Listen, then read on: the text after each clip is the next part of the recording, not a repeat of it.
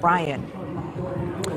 Yeah, Nicole, it has been 3 days since Daunte Wright was killed, and that officer has already been arrested. She is behind bars right now. Take a look behind me. We're at the Brooklyn Center Police Department, a very similar scene to what we have seen the past several days. Protesters now, just now starting to gather out here. They have closed off the road.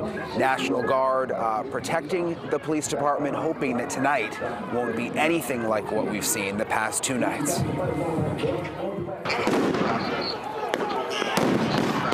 After another night of protests, this morning, former Brooklyn Center police officer Kim Potter was arrested. She's charged with second-degree manslaughter in the death of Daunte Wright. The prosecutor says Potter abrogated her responsibility to protect the public when she used her firearm rather than her taser, and that she must be held accountable. On this day in 2021, in less than a week, Reverend, in less than a week, the district attorney made the decision that we will charge this officer, and the family of Daunte Wright will get to have their day in court. So we say justice for Daunte Wright. Former Officer Potter's home is fortified with concrete barriers, fencing, and police standing guard.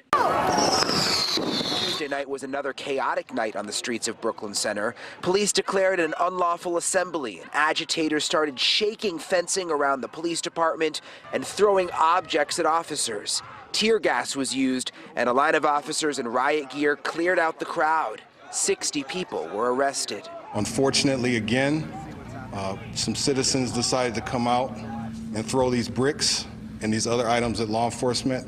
And this type of behavior is not acceptable, and we're just quite frankly not going to tolerate it. And Officer Potter faces a maximum of 10 years in jail. That second-degree manslaughter charge does not require intent. Instead, it just requires negligence. We'll get into more of that coming up on NewsNation Prime at 7 o'clock. For now, live in Brooklyn Center, Brian Into NewsNation. All right, Brian, thank you for that unrest.